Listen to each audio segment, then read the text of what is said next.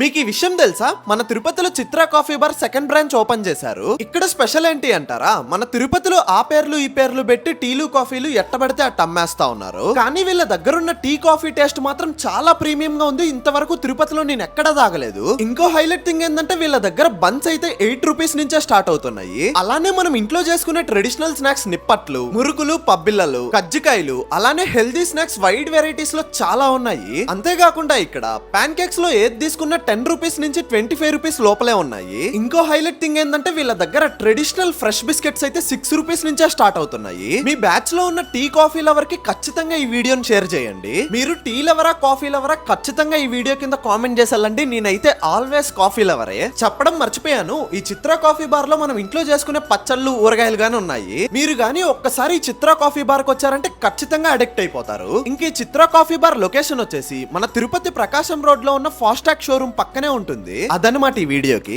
Okay bye.